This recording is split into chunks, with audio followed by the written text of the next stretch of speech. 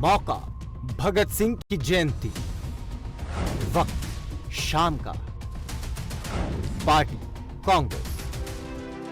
CPI के नेता कन्हैया कुमार अब कांग्रेस के हो गए हैं और सीपीआई के हाशिए के चिन्ह वाले लाल झंडे को उतारकर गले में कांग्रेस का गमछा पहन लिया है। लेफ्ट के नेता रहे कन्हैया कुमार अब कांग्रेस में शामिल हो गए हैं, जिसके चलते कन्हैया कुमार के तेवर, अंदाज और उद्देश्य वही दिखाई देते हैं, लेकिन कन्हैया के साथी और जगह जरूर बदल गई है।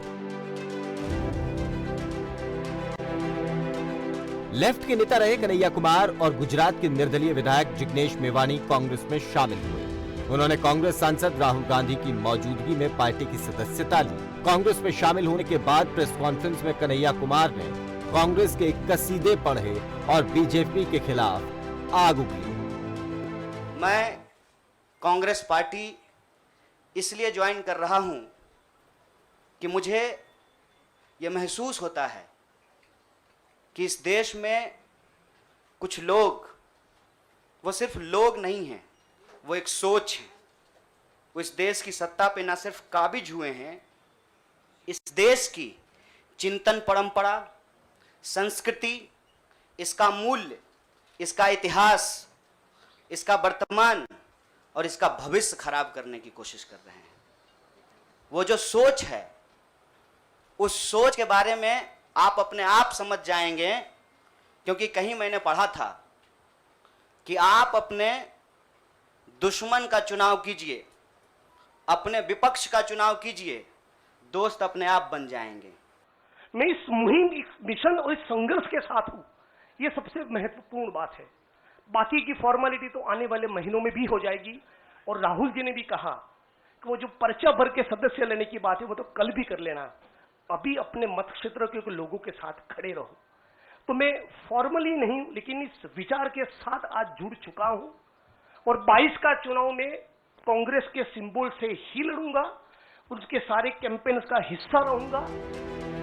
सिर पर साफा और राहुल गांधी के साथ हाथों में हाथ डाले खड़े सीपीआई के कन्हैया कुमार और निर्दलीय नेता जिग्नेश मेवानी की तस्वीर बयां कर रही है कि कांग्रेस में दोनों का स्वागत जोरदार तरीके से किया गया।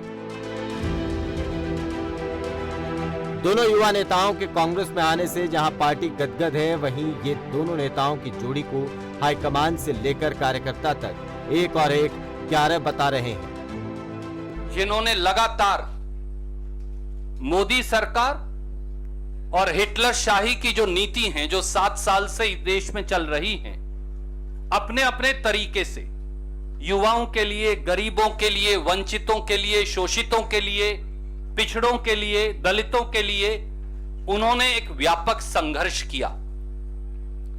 हमारे इन साथियों को यह लगा कि यह आवाज तब और बुलंद हो पाएगी जब यह आवाज कांग्रेस और राहुल गांधी जी की आवाज में मिलकर एक और एक 11 की आवाज बन जाएगी। पार्टी में औपचारिक रूप से शामिल होने के बाद कन्हैया ने लोकतंत्र बचाने की गुहार लगाई। आप बम और पिस्तौल से कभी इनकलाब नहीं ला सकते हैं, उस साहस की जरूरत है हमको।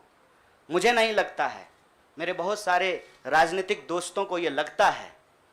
मुझे लगता है कि यह देश 47 से पहले वाली स्थिति में चली गई है, लेकिन जिनको लड़ना है उनके पॉलिटिकल इमेजिनेशन में आज भी हर कोई अपना अपना शोरूम बचाने के चक्कर में है।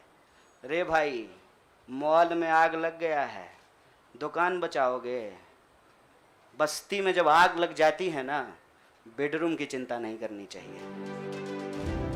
इस दौरान गुजरात के निर्दलीय विधायक जिग्नेश मेवानी तकनीकी कारणों से कांग्रेस में शामिल नहीं हुए, लेकिन ये साफ कर दिया कि वो अगले साल कांग्रेस पार्टी के झंडे के नीचे ही चुनाव लड़ेंगे।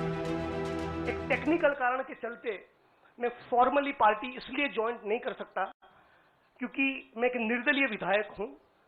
If I join a party I may not continue as an MLA.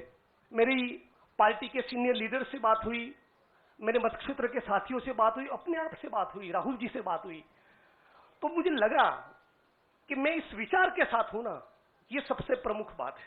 तो मैं फॉर्मली नहीं, लेकिन इस विचार के साथ आज जुड़ चुका हूं और 22 का चुनाव में कांग्रेस के सिंबल से ही लड़ूंगा, उसके सारे कैंपेन्स का हिस्सा रहूंगा। कांग्रेस को लगता है कि वो इन दो युवा चेहरों की बदौलत बिहार और गुजरात में अपनी स्थिति मजबूत कर लेगी। पार्टी का ये दांव कितना सफल रहता है, ये तो समय ही बताएगा।